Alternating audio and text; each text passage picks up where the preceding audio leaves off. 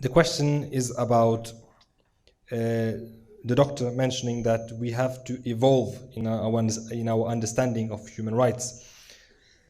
So 50 years ago, homosexuality was not acceptable in accordance to human rights. Now today we do accept homosexuality in a Western liberal society.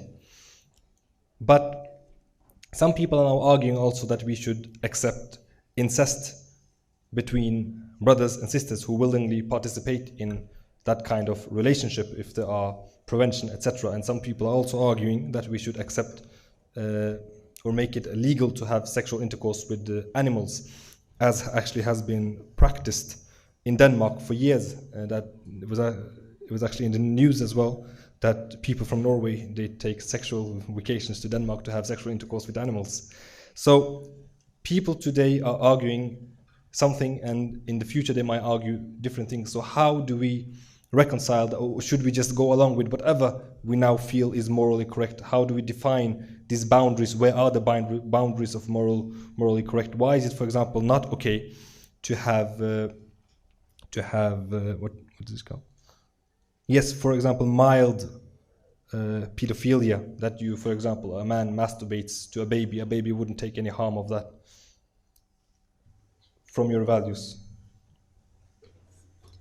What you should not do, and which is unacceptable, is that which harms someone else.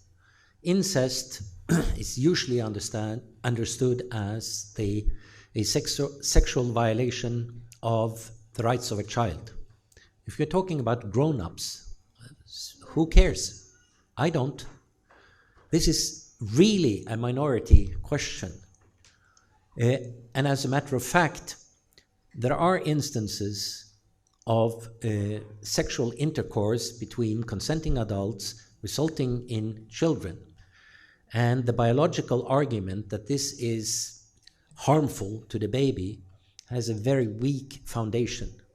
Actually, it's more of a problem that cousins marry again and again and again, because that limits the genetic pool. That a brother and sister on one occasion marries and have a child, it's not a big genetic problem. Do I like it? Would I say, hooray, this is great? No. Why not? Why not? Why should I? I mean, wouldn't you do the same for the homosexuals? Practice? I am not gay, and why should I say, because I accept the right of gays to be gay and practice with consenting adults their sexual proclivities, it doesn't mean that I have given an invitation. I mean, why should you think so? I am saying that I have my preferences. Maybe I like blondes. Maybe I like colored women. That's a preference. It doesn't mean that I have to say that, oh, it's not all right to do it otherwise. I mean, you have to think through. And your initial reaction that I don't like this is disgusting. Well, it's disgusting with amputation, and that's actually a more serious case than having sex voluntarily with another person of the same gender, actually. So here we have cultural ideas, and that is the important point.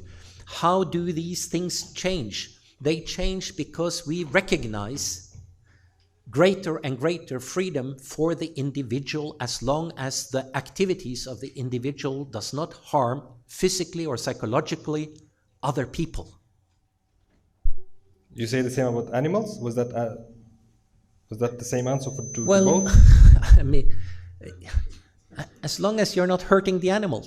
I'm also in favor of animal rights. And again, I mean, excuse me for going over time, but since you are adding to the question here, the question here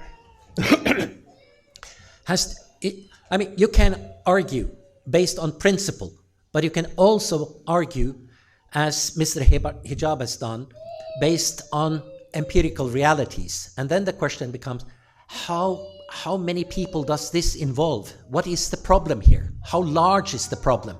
Why should we have laws against something that, I mean, a very small minority, and I would like to see the statistics on how many Norwegians are traveling to Denmark to have sex with animals. And what animals, by the way? I mean, this becomes sort of absurd discussion.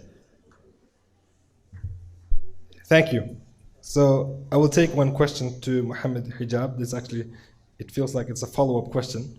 The individual is asking, how does Islam regard these kinds of matters, sexual relationships with the same gender and with animals, and why do you believe that your moral views are correct? First of all, I find it quite interesting that you find amputation of hands disgusting, but when we're talking about having sex with dogs and cats and horses, this is not something that maybe makes you feel disgusted. And frankly, this shows you how much liberalism and human rights are creatures of convention. They are subjective, they are baseless. They're just basically what white people, sorry to say, what white people find okay, what white people find tasty, what the sensibilities of the white people. That's what, literally, sorry to say, that is liberalism in a nutshell. White man's, not even women for the most part, white man's sensibilities, subjective preferences. Yeah, it's okay for a brother and sister to have sex, but cutting the hand of the thief, no, that's, come on, man. I mean, who's made this the parameters, the correct parameters? For us, it's a straightforward thing. And when I say white man, I'm not meaning that derogatorily. I'm meaning that quite physically, in the sense that the 1948 Convention of Human Rights, the ones who had the biggest say in that were American white men, because America emerged as a superpower, and it was in charge of those particular institutions, and still is, disproportionately, considering the size of China and Russia, by the way. And there's lots of literature on that, and I'm sure he's aware of it. So when we say the New World Order and the white man is in control of the basically the preferences that the rest of the world, we should be shaped in the image and the mold of the white man, post-Enlightenment experience.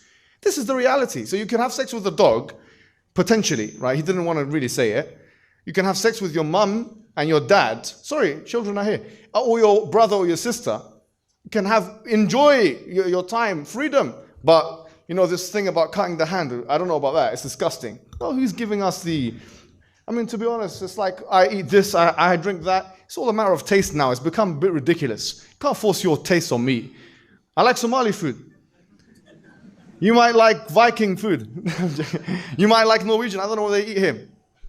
You can't tell me you have to eat this sausage and this egg. And no, come on. I don't find that nice.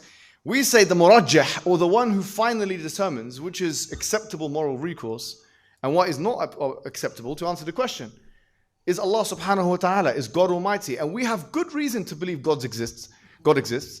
We have good reason to believe the Prophet Muhammad is the actual final prophet. He gives evidences for that. And so divine command theory would suggest that whatever comes from this is eternally true, which, by the way, can adjust in terms of time and place, but that's part of the eternally true mechanism. And that's how we live our lives. Sexual matters, financial matters, and so on and so forth. Like I said, if you want guidance, you have to seek guidance from the one who knows all guidance, which we believe is God.